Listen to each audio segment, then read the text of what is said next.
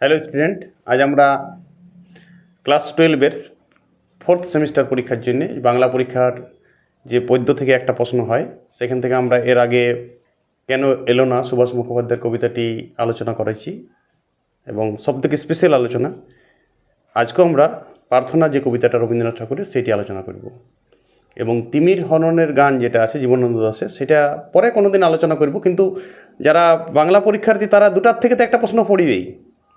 যদি তিমির হননের গান পড়লো তাও তুমি নৈবেদ্য থেকে এই কবিতাটি প্রার্থনা কবিতাটি এবং কেন এলো না থেকেও প্রশ্ন পড়বে একটা, তাহলে তুমি দুটো কবিতা পড়ো, একটা বাদ দাও। সায়েন্স নিয়ে যারা পড়ছো তাদের টাইম খুব কম, যেই পরীক্ষা দিচ্ছ, নিট পরীক্ষা দিচ্ছ, ফলে একদম মাপিয়ে কাজ করো। তিনটা কবিতা পড়ার কোনো মানেই হয় না, বোকামি। আমি সাজেশনও দিয়েছি, দেখবে একটা বাংলা 12-এ। তো এখন আমরা শুরু করবো আজকে প্রার্থনা কবিতাটি। রবীন্দ্রনাথ ঠাকুর নিয়ে কিছু বলা মানে সময় নষ্ট করা। বাঙালিকে আবার রবীন্দ্রনাথ ঠাকুর নিয়ে কী বলবো? বাঙালির ব্লাডে ঢুকে আছে রবীন্দ্রনাথ ঠাকুর, প্রতিটা বাঙালির রক্তে রবীন্দ্রনাথ ঠাকুর আছে। বাঙালির আকাশ বাতাস, হাঁটা চলা, কথা বলা, পোশাক পরিচ্ছদ, গাল দেয়া শব্দেই রবীন্দ্রনাথ ঠাকুর আছে। বাঙালির গালি দেওয়াটাও একটা সাহিত্য, সেই সাহিত্যেও রবীন্দ্রনাথ কবিতা আমরা বাঙালির মুখের যে গালিগুলোও পাই, অর্থাৎ গালি থেকে বুলি, হেয়ালি থেকে খেয়ালি, কোনো কিছুই বাদ রাখেন নাই রবীন্দ্রনাথ। বাঙালির প্রত্যেকটা শিশু থেকে পৌড় প্রতিটার মুখে মুখে রবীন্দ্রনাথের কথার ঝলক আমরা পাই। তো তাই রবীন্দ্রনাথের কোনো উপমা বা রবীন্দ্রনাথ সম্বন্ধে আর বাড়তি কিছু বলা মানে একটা অদ্ভুত প্রকাশ। তাই আমি রবীন্দ্রনাথ সম্বন্ধে আর বেশি না কিছু বলে আমরা শুরু করছি যা ডাইরেক্ট কবিতা, রবীন্দ্রনাথ ঠাকুরের প্রার্থনা কবিতা। আমাদের আলোচ্য পাঠ্যপুস্তকটিতে 51 নম্বর পাতায় প্রার্থনা নামক কবিতার রূপে সাজ নিয়েছে। প্রার্থনা নামটি নিছক যারা এই বাংলা বইটি রচনা করেছে, এই বাংলা বইটি লিখেছে, তারা নামটি দিয়েছে। এটি ঠাকুর লিখে যায় না নামটি। ঠাকুর একটা কাব্যগ্রন্থ লিখেছে, সেই কাব্যগ্রন্থের নাম্বারিং করা ছিল 1 নম্বর, 2 নম্বর, 3 নম্বর, বিভিন্ন কবিতা ছিল। নৈবেদ্য, নৈবেদ্য শব্দের অর্থ সমর্পণ, পূজার ডালি, উপহার। নৈবেদ্য পূজার সাজ, পূজার সাজ, মানে পূজায় অর্ঘ্য দেয় না, ফুল ফল, সেইটা নৈবেদ্য, মানে আক্ষরিক অর্থ আর কি নৈবেদ্যের। সেই নৈবেদ্য কাব্যগ্রন্থ 1901 সালে রচনাকাল, আমি প্রেক্ষাপট বলবো ডিটেলসে। সেই সময়ের কবির জীবনের মধ্য গগন। কবি 1861 সালে জন্মগ্রহণ করেছে এবং কবির তো মৃত্যু নাই, তাও কবির যে নশ্বর দেহটি পৃথিবী থেকে ত্যাগ হয়েছিল 1941 সালে। এই 80 বছরের প্রায় দীর্ঘ জীবনকালে, এই 80 বছরের দীর্ঘ জীবনের মধ্য গগনে কবি নৈবেদ্য কাব্যগ্রন্থটি লেখেন 1901 সাল, ঠিক কবির জীবনের মধ্য সময়ে। কবি নিজে কোনো কবি এক ধরনের ছিল নাট্যকার, সাহিত্যিক, কাব্যিক, দার্শনিক, ছোট গল্পের রূপকার, গীতিকার, সুরকার এবং একজন মানবপ্রেমী, একজন মানব দরদী, কুসংস্কার মুক্ত এবং সর্বধর্ম সমন্বয়বাদী, ব্রাহ্মবাদে বিশ্বাসী ছিল, ব্রাহ্মণবাদে বিশ্বাসী ছিল। অর্থাৎ সংস্কারমূলক ভাব কবির মধ্যে বরাবর আমরা লক্ষ্য করি। কবির কোনো কবিতাতে আমরা কুসংস্কারকে কবি ঘৃণা করে। যুক্তিবাদী ছিল কবি মন। আর কবি ছিল জাতীয়তাবাদী ছিল না। জাতীয়তাবাদী আমরা বাঙালির সব কবিকে পাই। কবি ছিল আন্তর্জাতিকতাবাদী, অর্থাৎ পৃথিবীটাকে দেশ পাবে। কবি মন আরও বড়, ভারতবর্ষটাকে শুধু ভারতীয় জাতীয়তাবাদ প্রচুর জিনিস পাবে। রবীন্দ্রনাথ শুধু এইটুকুর মধ্যে সীমাবদ্ধ ছিল না। রবীন্দ্রনাথ কখনো চৈনিক, কখনো বৌদ্ধিক, পৃথিবীর নানা প্রান্তে কবি ঘুরে বলেছে নানা সময়ে, এবং সেই জন্য গোটা পৃথিবীটাকেই কবি নিজের দেশ ভাবতেন। এই কবিতাতেও আমরা সেই রকম কিছু সংস্কারমূলক ভাবনা। কবি মন যথার্থ বিশ্বকবি নামটা এখানে মানে যথাযোগ্য হয়েছে। বিশ্বকবি রবীন্দ্রনাথ ঠাকুর। রবীন্দ্রনাথ শুধুমাত্র ভারত কবি নয়, রবীন্দ্রনাথ বিশ্বকবি। এবং এই কবিতাটি সং অফারিং নামক যে কাব্যগ্রন্থ, তার 35 সংখ্যক কবিতাতে এই লাইনটার ফার্স্ট লাইনটা, where the mind is without fear. এটা কিন্তু বড় প্রশ্নতে তুমি ঢুকাবে যে কোনো জায়গাতে, যে কোনো বড় প্রশ্ন পড়লে এই লাইনটা তুমি দিবে। Where the mind is without fear, চিত্ত যেথা ভয় শূন্য। অর্থাৎ মনে কোনো ভয় নাই, নো ফিয়ার। চিত্ত মানে মন, যেথা ভয় শূন্য। কবিতার লাইন আমি পরে আসছি, প্রেক্ষাপটে আসি। 1901 সালের কবিতা শুনো। 1901 সাল, বাঙালির ভাইসরয় তখন, ইংরেজ শাসনকাল। পুরা ইংল্যান্ড থেকে শাসন হচ্ছে, ইস্ট ইন্ডিয়া শাসন উঠে গেছে সিপাহী বিদ্রোহ থেকে 40 বছর পরে। জাতীয় কংগ্রেস প্রতিষ্ঠা হয়ে গেছে 1885 সালে। সেই সময় জাতীয় কংগ্রেসের একজন নেতা আর একজন ইংরেজ ভাইসরয়, তারাই প্রথমত দেশটা চালায়। যাদের ইংরেজ শাসন পছন্দ লাগে না তারা জাতীয় কংগ্রেসের নৌকায় নামে, এবং তারা জাতীয় কংগ্রেসের সেই সময় সভাপতি কেউ না কেউ ছিল, দাদাভাই নরওয়েজি ছিল 1901 সালে কলকাতার, ঠিক আছে। এবং কোনো সময় উমেশ বাড়ুজ্জা, কোনো সময় সুরেন্দ্রনাথ ব্যানার্জি, এইসব ছিল। আর ইংরেজ ভাইসরয় ছিল সেই সময় লর্ড কার্জন। হিন্দু মুসলমান দাঙ্গা, মানুষের মধ্যে অজ্ঞতা, তখনও বিশ্ববিদ্যালয় আইন তৈরি হয় নাই, 1904 সালে বিশ্ববিদ্যালয় আইন হয়েছে। শিক্ষা দীক্ষা জাস্ট উঠছিল। সেই রামমোহন 1818 সাল থেকে ব্রাহ্মবাদে বিশ্বাসী রামমোহন পৌত্তলিকতার বিরোধী করেছে, গঙ্গাসাগরে যে বিসর্জন, গঙ্গাসাগরে সন্তান বিসর্জন দেওয়া বন্ধ করেছে, সতীদাহ প্রথা উঠাইছে, বিধবা বিবাহ চালু করেছে বিদ্যাসাগর, মেয়েদের শিক্ষা ব্যবস্থা চালু করেছে, ডাইনি আস্তে আস্তে ভাবা বন্ধ করেছে, ভূত প্রেত ভর্তি করেছে, যাগযজ্ঞ আস্তে আস্তে যতটা সম্ভব বন্ধ করেছে। কিন্তু সনাতনী অজ্ঞতা, সনাতনী ধর্মীয় বেড়াজাল মানুষকে অষ্টে পৃষ্ঠে বেঁধে রেখেছিল। নানা ছলে বলে কোষের কিছু কিছু ধর্ম ব্যবসায়ী ধর্মের সবসময় ধর্ম ছড়াইতেও। আজও আমরা দেখতে পাই ইউটিউবে কত ধর্ম ছড়াইছে চারিদিকে। মিথ্যা বেড়াজালে মানুষকে আচ্ছন্ন করে রেখেছে, মানুষ জ্ঞান গম্ভীর হারায় ধর্মের বেড়াজালে আচ্ছন্ন করেছে, কর্ম ভুলে গেছে, ধর্ম নিয়েই পড়ে আসে দিনকাল। রবীন্দ্রনাথ এই জিনিসটার পুরো বিরোধিতা করেছিল 1901 সালেই। সেই কবিতাটাই এখানে পুরাপুরি কুসংস্কার বিরোধী কবিতা, একটা সংস্কার যুক্ত, সংস্কার বিরোধী নয়। আবার বলছি, সংস্কার বিরোধী রবীন্দ্রনাথ ছিলেন না, কিন্তু কুসংস্কারের গোষ্ঠী উদ্ধার করেছে রবীন্দ্রনাথ প্রতিটা কবিতায়। তাচ্ছিল্য করেছে কুসংস্কারকে তার প্রতিটা কবিতায়। তার জন্য কবিকে নাস্তিক বলা যাবে না। এই কবি ছিল ব্রাহ্ম ধর্ম অর্থাৎ মানব ধর্মে, অর্থাৎ একান্তিক ঈশ্বরবাদে বিশ্বাসী, মানবতাবাদের কবি ছিল, বিশ্ব মানবতাবাদের কবি ছিল। তার চোখে একটা আদর্শ ভারতবর্ষ তিনি গড়তে করেছিলেন, যে আদর্শ পৃথিবী গড়তে চেয়েছিল। পৃথিবী প্রতিটা দেশের সমাজ অবস্থা খারাপ ছিল 1901 সালে। প্রতিটা দেশের মধ্যেই মানে কুসংস্কার, অশিক্ষা, অন্ধকার, হত্যা, লুঠতরাজ, অজ্ঞতা, অলসতা, এইসব ছিল। অলসতা ছিল মানুষের মধ্যে, অযুক্তিবাদে বিশ্বাসী, যুক্তি না দিয়ে কথাবার্তা বলা, এই সকল অভিশাপগুলো সমাজে সেই সময় পৃথিবীর নানা দিকে ছিল। এবং সবসময় নিজের ভাবা, নিজের ছোটো ছোটো জিনিস, ছোটো ছোটো ইউনিট, এই ছোটো ছোটো ইউনিটের বিরুদ্ধে আছে এই কবিতাটা। আমাদের রাজ্য, আমাদের জেলা, আমাদের পাড়া, আমাদের এইসব ব্যাপারগুলা কবি ঘোর বিরোধী ছিল। আমাদের পাড়া, আমাদের ক্লাব, আমাদের অঞ্চল, এই ইউনিটগুলো কবি ভাঙতে চেয়েছিল। এই ইউনিটগুলোতে একত্ববাদ হয় না, মানবতাবাদ প্রতিষ্ঠা হয় না, যুক্তিবাদ প্রতিষ্ঠা হয় না। সেরকম পরিস্থিতি চলেছিল। ইংরেজ সরকার কিন্তু তদানন্তিক যে ইংরেজ সরকার এইসবগুলা গুছাবার চেষ্টা করেছে। ওই জন্য ইংরেজদের সাথে কবির সরাসরি কখনো বিরোধ হয় না। ইংরেজের যে দৃষ্টিভঙ্গি আর কবি দৃষ্টিভঙ্গি অনেক মিল ছিল। খোলা অচলায়তন যে ছিল দীর্ঘকালীন, সেই অচলায়তন বন্ধ করার চেষ্টা করেছিল কবি। খোলো দ্বার, কবি সবসময় আহ্বান করেছে, খোলো দ্বার, তথা জ্ঞানের প্রকৃত দ্বারটা খুলো, সেইটাই সব জনগণকে আহ্বান করেছে। চলো আমরা কবিতার লাইনে যাই। 1901 সালের প্রেক্ষাপট আমি পড়লাম, লর্ড কার্জনের এই এলাকা, এবং আস্তে আস্তে কুসংস্কার হেঁটছে, শিক্ষা আসছে। সেই সময় কবিরা তার বিভিন্ন কবিতা দিয়ে মানুষকে আরও অনুপ্রাণিত করেছে, যাতে শিক্ষার আলোতে আলোকিত হয় পৃথিবী, দেশ, মানুষ আগায় যেতে পারে প্রকৃত জ্ঞান নিয়ে। সেইটারই একটা এই কবিতা তো আমরা পাবো। চলো লাইনে যাই। ব্র্যান্ড কবিতা, সবাই কবিতার লাইনগুলো অনেক রাজনীতি নেতাও ইউজ করে। আমরা রিসেন্ট দেখেছি কত রাজনীতির নেতা এইটা দিয়েই তার বক্তৃতা শুরু করে, এই লাইনটা দিয়ে। নিজের পাতা খুলবে, পাতা নম্বর 51, চিত্ত যেথা ভয় শূন্য। এই লাইনটারই ইংরাজি মানে আমি বলেছি, what the mind is without fear.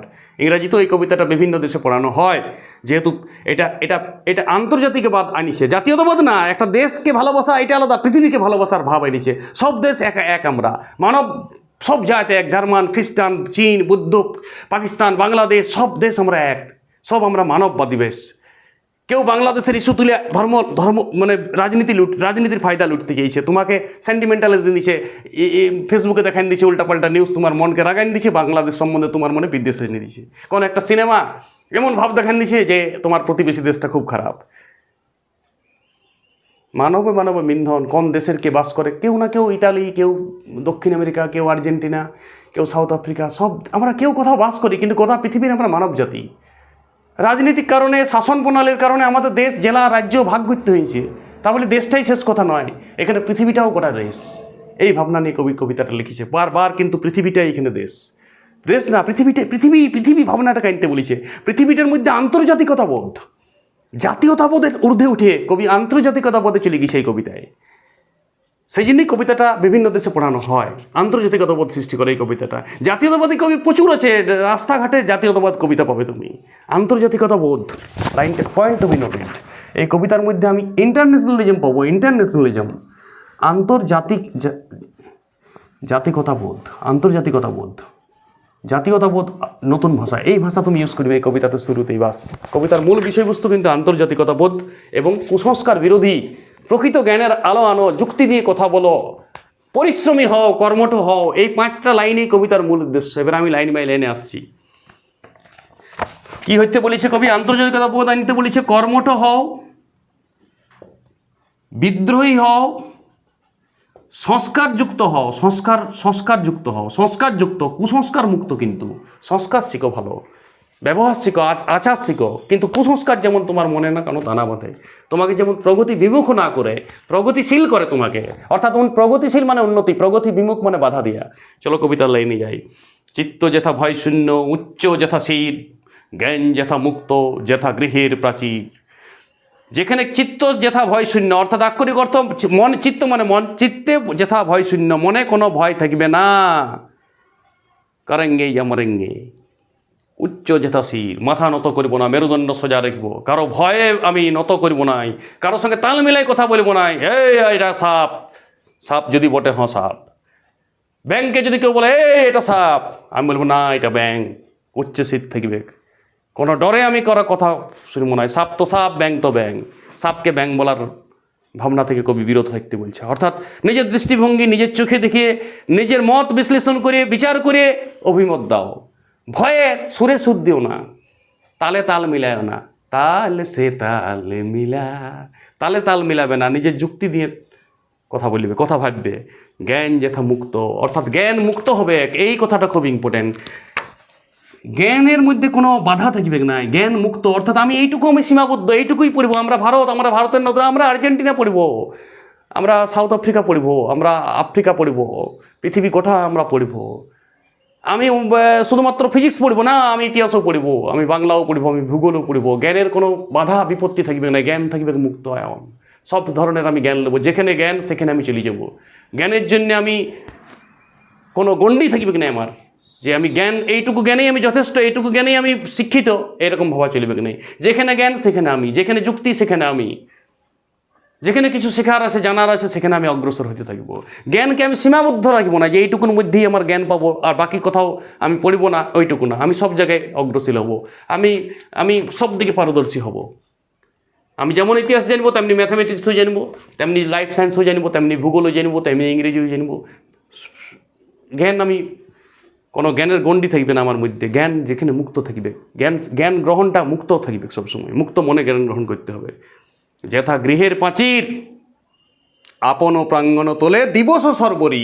দিবস সর্বরী মানে দিন রাত, অর্থাৎ এখানে বুঝাইতে চাই সবসময়।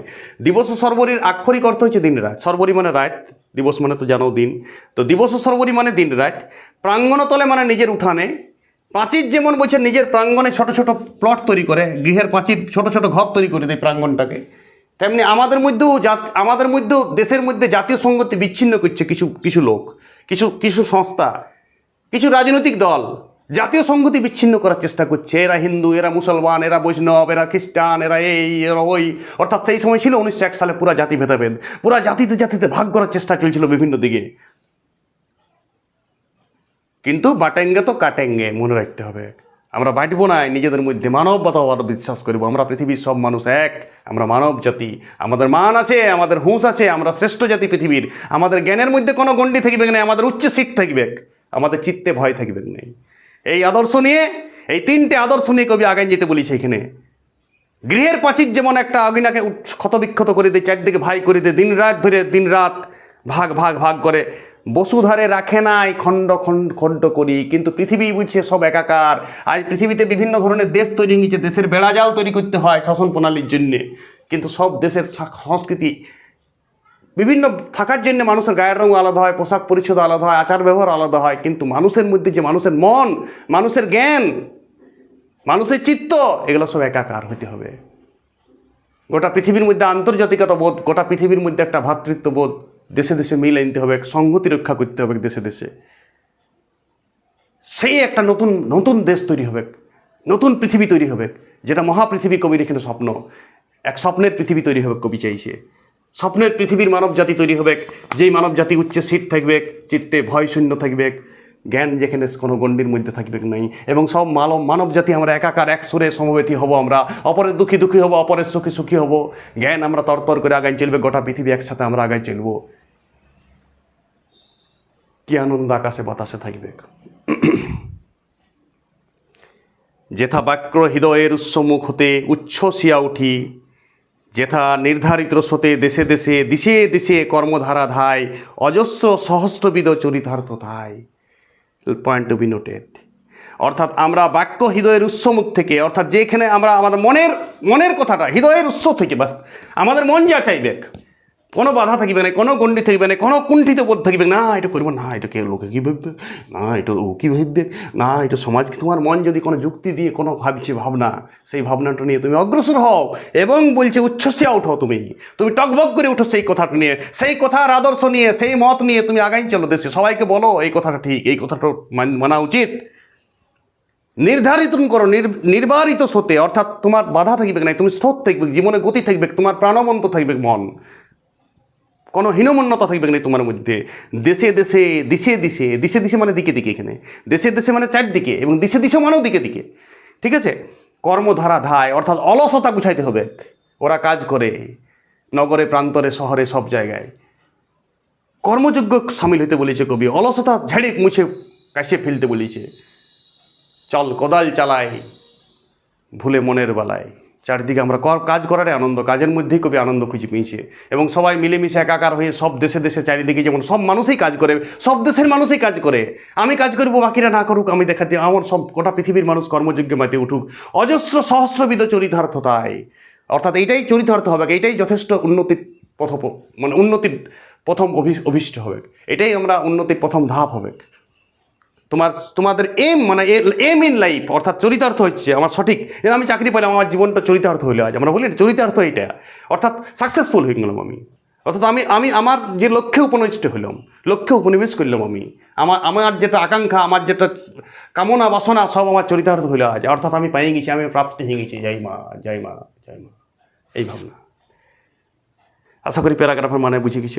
প্রথম প্যারাগ্রাফটাতে কবি পুরাটাই আন্তর্জাতিকতা বোধের সৃষ্টি করেছে, লাস্টে আমরা কর্মযোগ্য মাইতে উঠতে বলেছে, নিজের ভাবনাটাকে পিছিয়ে উঠতে মানা করেছে, হৃদয় থেকে যে আওয়াজটা উঠবে সেই আওয়াজটা নিয়ে তুমি যুক্তিবাদী আওয়াজটা নিয়ে আগাই চলো, কোনো তোমাকে বেড়াজাল যেমন না আটকায়, কোনো কুণ্ঠাবোধ যেমন না আটকায়, আর চিত্তে ভয় শূন্য থাকবে, মনে কোনো ভয় থাকবে না, উচ্চে শীত থাকবে, জ্ঞান যেখানে মুক্ত হবে।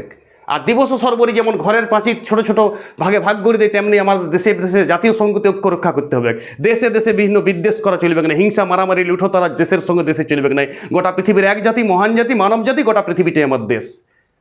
কবির কল্পনার সেই মানব জাতি যেটা জ্ঞানে শ্রেষ্ঠ, ধ্যানে শ্রেষ্ঠ, কর্মে শ্রেষ্ঠ হয়ে যাবে, সেই আহ্বান চাইছে কবি মন সেইটাকেই বলেছি চরিতার্থ করতে সবাইকে। Where the mind is without fear, অর্থাৎ মনের মধ্যে কোনো ভয় থাকবে নাই। চলো সেকেন্ড প্যারায় আমরা যাই। যেথা তুচ্ছ আচারের মরুবালো রাশি, বিচারে স্রোতপথে ফেলে নাই গ্রাস। দেখবে মাঝে মাঝে, ধরো এটা ইন্ডিয়া তুমি দেখেছো তো, দেখো মনে এটা ইন্ডিয়াতে মরুভূমি দেখেছো তুমি, মরু লাইনটাতে আছে, দেখো আচারের মরুবালুর রাশি। দেখবে রাজস্থান থেকে একটা নদী যায় লুনি অন্তর্বাহিনী, দেখবে নদীটা মিলিয়ে গেল, সমুদ্রে পড়ে নাই। অর্থাৎ ওই রাজস্থানের বালু রাশি যেদিকে দিয়ে, রাজস্থানের বালুকা রাশি যেদিকে নদীটা বিলীন হয়ে যায় এখানে, লুনি একটা অন্তর্বাহিনী নদী, আরাবল্লী পর্বতের উপর দিয়ে রাজস্থান দিয়ে ভারতের ম্যাপের মধ্যে দিয়ে যায়। এই নদীগুলোকে অন্তঃসলীলা বলা হয়, বালির মধ্যে ঢুকে যায় নদীগুলোকে কি বলে, অন্তঃসলীলা। অন্তঃসলীলা মানে নদী বালির ভিতর দিয়ে যায় নদীগুলো। লুনি নদী ভারতের এরকম একটা নদী, পৃথিবীতে এমনি নানান দেশে এমনি নদী আছে, মরুভূমি পর্যন্ত আসছে, নদীটা মিলাই যায়, বালির মধ্যে ঢুকে যায়, বিলীন হয়ে যায়। ভারতের যেমন লুনি ছিল, সেইরকম বলছি যেথা তুচ্ছ আচারের মরু বালু রসি। আচার অর্থাৎ কুসংস্কার, এই করো না, সনাতনী ধর্ম, গঙ্গাসাগরে সন্তান বিসর্জন দাও না, মেয়েদের পড়ায়ও না, এই বৃহস্পতিবারে এই করতে নাই, চুল দাড়ি কাটতে নাই সন্ধ্যার পর, শনিবারে পেঁয়াজ খেতে নাই, মঙ্গলবারে এই করতে নাই, বৃহস্পতিবারে ঘুম থেকে উঠতে নাই, বুধবারে বুধবারে কোনো XYZ বিভিন্ন জায়গায়। আমার মনে এই সব আচারগুলা, যেমন আমার লক্ষ্য থেকে তোমার সেই সময় ধরো কোনো ইন্টারভিউ আছে, কোনো পড়াশোনা আছে, তোমাকে খাইতে হবে সেই সময়, পুলিশের দৌড় আছে, মাংস খাইতে নাই শনিবার আর রবিবারে দৌড় আছে, মাংসটা খাইতে হবে, নাহলে ফিঙ্গার পেশিটা চলবে না। তোমার প্রশ্ন করতে হবে কেন শনিবারে মাংস খাইতে নাই। আমরা 7টা বারকে বুঝাবার জন্যে জ্যোতির্বিদ্যাতে নিয়ে আসা হয়েছে সোম, মঙ্গল, বুধ, বৃহস্পতি। সেখানে কেন ধর্মীয় কুসংস্কার, তোমার অজ্ঞতা, অ্যাকচুয়াল তোমার নিরক্ষরতা, তোমার উপমণ্ডকতা এগুলো করে। ঠিক আছে, উপাস করা ভালো, আমি জানি পৌষ্টিকতন্ত্র খুব ভালো থাকে, মাসে একটা উপাস, কিন্তু সাদা উপাস করো, সাদা উপাস। ধর্মটা জাস্ট ধর্মীয় যে মানে উপবাস, সেটা তোমার বাহানা, জাস্ট ধর্মটা বাহানা। উপাস করাটা এমনিতেই ভালো, সাদা উপাস, কোনো কিছু নয়, এমনি সাদা উপাস করো দেবো তুমি। কিন্তু যেদিন তোমার দরকার সেদিন উপাস করার দরকার নেই, পার্টিকুলার বৃহস্পতিবারটাই নয়, তুমি বুধবারও একটা উপাস করতে পারো, রবিবার উপাস করার খুব ভালো সায়েন্টিফিক ব্যাপার আছে। পৌষ্টিকতন্ত্র খালি থাকে, এনজাইমগুলো সক্রিয় হয় শরীরে, রোগ চলে যায়, কোলেস্টেরল কমে, সব কমে। উপাস করার একটা, কিন্তু উপাস করাটা যারা সৃষ্টি করেছিল উপাস করা, তারা কিন্তু সব ভাবে বুঝে করেছিল। এখন কিন্তু এটাকে রুল ভাবে ফেলেছে, যেটা করতেই হবে, দায়ে পড়ে উপাস করছি। আমি মরে গেলেও আমাকে উপাস করতে হবে, ব্রতচারী, একাদশী, হ্যান ধ্যান, ডাইনি ভাবা, মাদলি পড়া, এখনও চলছে এগুলা, আরও বাড়িয়েছে। এই যুগে আমরা বলি কমিছে, এই যুগে আরও বাড়িয়েছে, আমি দেখেছি। আরে যুবক ছেলেগুলো এইসব করে চাকরির জন্যে, পূজা, চাকরি হয়েছে না এখানে, এই উপাস। আরে পড়াশোনা করো, 7-8টা চাকরি পাবে তুমি। 1 বছর ঠিক করে অঙ্ক করো, মাদলি লিয়ার কী দরকার, উপাস করার কী দরকার। তুমি ধর্মীয় এনজয় করো, উৎসব করো, উৎসব সবার, ধর্ম যার যার, ধর্মও করো তুমি। ধর্মটা কুসংস্কারের মধ্যে পড়েছে না, কিছু কিছু ধর্ম সংস্কারও আছে, ঠিক আছে। কিন্তু যদি কোনো ধর্মতে কুসংস্কার ঢুকিছে, এটা করতে হবে, কিন্তু তোমার খারাপ লাগছে, তুমি এটা করবে না। খারাপ লাগলে করিবার নাই, যতটুকু আমি আনন্দ সহকারে পারি সেইটা করি, সে যে ধর্ম হোক, সাথে আমার যেই পাপ লাগুক।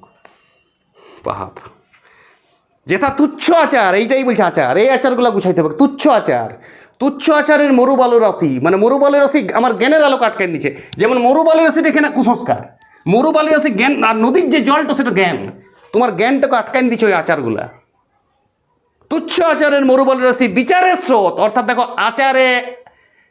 আচারে লক্ষ্মী, বিচারে পণ্ডিত, কথাই আছে, শুনবে এই কথাটা দিবে তুমি যে কোনো, আচারে লক্ষ্মী, বিচারে পণ্ডিত, ঘরে বলে দেখবে আমাদের কথাটা, আচারে লক্ষ্মী, বিচারে পণ্ডিত। তো এখানে উপরে লেখা আছে আচারের মরুবালু রাশি, আচারের মরুবালু রাশি, বিচারের স্রোতপথে ফেলে আসি গ্রাস।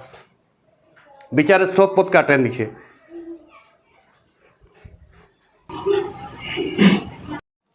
তাহলে যেথা তুচ্ছ আচারের মরুবালু রাশি, অর্থাৎ মরুবালু রাশি এখানে বাধা দেয়, প্রকৃত বিচার, প্রকৃত জ্ঞান ঢুকতে পৃথিবীতে বাধা দেয়। এই যে রামমোহনী ভাবনা, এই যে ডিরোজিও ভাবনা, এই যে বিদ্যাসাগরীয় ভাবনা, নবজাগরণের পৃষ্ঠপোষক ছিল এলা ভারতবর্ষের। ইতালিতে নবজাগরণ অনেক আগে এসেছে, 200 বছর আগে। ইংল্যান্ড আসেছে বলেই আমাদের এখানে নবজাগরণ হয়েছে, নাহলে শিক্ষা দীক্ষায় পেছান ছিল। গঙ্গাসাগরের সন্তান বিসর্জন হইতেই আর সতীদাহ প্রথা চলতে হয়। 1829 সালে লর্ড উইলিয়াম বেন্টিংই প্যারিসে উঠাইতে। এখনও কিছু কুসংস্কার থেকে গেছে ইন্ডিয়াতে, যেটাকে আমরা ধর্ম বলি চালাই দিই। সেই কুসংস্কারগুলো যুক্তিবাদী যেদিন মন থাকিবে, সেটা সবগুলা উঠিবে, উঠা দরকার আছে। সমাজকে আগাই আসতে বলেছে, রবীন্দ্রনাথ ভাবনা নিয়ে আগাই যেতে বলেছে। রবীন্দ্রনাথ, বিদ্যাসাগর পুরাপুরি কুসংস্কার মুক্ত মানুষ ছিল। রামমোহন, ডিরোজিও, আর পূজা করা উচিত এইসব মানুষের। লর্ড উইলিয়াম বেন্টিং, যত ইংরেজ ভাইসরয় ছিল সবাই, লর্ড কার্জনও। তো তুচ্ছ যথা আচারের মরুবালু রাশি, বিচারের স্রোতপথ ফেলে নাই গ্রাস। বিচারের স্রোতে যেমন গ্রাস না করে, বিচারের স্রোতকে যেমন, বিচারের স্রোত যেমন পৃথিবী জুড়ে আগান যায়, পৃথিবীতে সব বিচার দিয়ে কথা হবে, বিচার হবে সব কিছু। কেন এটা হচ্ছে, কেন বৃহস্পতিবারে দাড়ি কাটব না সন্ধ্যার সময়, কেন আমি শনিবারে মাংস খাবো না, কেন আমি সোমবারে পেঁয়াজ রসুন খাবো না, শ্রাবণ মাসে সোমবারও পেঁয়াজ রসুন খাবো, কিসের জন্য খাবো না? বাকি সব উৎসব, বাকি তুমি যা ভাবছো সব উৎসব, জল ঢালাঢালি সব। খাওয়ার কি আছে? আপ রুচি খানা পর রুচি পাহেন না। কোন যুক্তিতে? তুমি যুক্তি দিতে হবে, অপযুক্তি অপব্যাখ্যা আমি শুনবো না। আজকে সায়েন্সের যুগ, আমি যদি যুক্তি না মনে করি, আমি যদি সেটা বিচার আমার ঠিক আমার বিচারকে যেমন না গ্রাস করতে পারে কোনো কিছু বাজে আচার, সেই সব বাজে আচারগুলো আমি মানিবই নেই, আমার বিচার দিয়ে আমি বিচার করব। নাহলে আচারের মরুবালু রাশি, বিচারের যে স্রোত, বিচারের ফলে যে সমাজের উন্নতি, বিচারের জন্য যে নতুন মানব পৃথিবী তৈরি হবে কবির কল্পনায়, সেই কবির কল্পনার মানব পৃথিবী কোনোদিনই তৈরি হবে না। আচারের বালুরসি ওকে আটকান দেবে বিচারের উন্নতিকে, বিচারের স্রোতকে। বিচারের স্রোত এখানে একটা নদীর মতন কল্পনা করেছে, আর আচারটাকে, কুসংস্কারটাকে, ঠিক আছে, কদাচারটাকে, অর্থাৎ কদাচারটা সমাজে যুগ যুগ ধরে চলে এসছে, যুগ যুগ ধরে চলে এসছে, ছিলা করছে, এ বাবা সবাই করে এসছে, তুই করবি না, না আমি করবো না, আমি প্রথমবার করবো না, ফার্স্টবার আমি করবো না। 1829 সালে ফার্স্টবার সতী দেওয়া হয় নাই, এখনো হচ্ছেই নেই, তো ঠিকই তো আছে।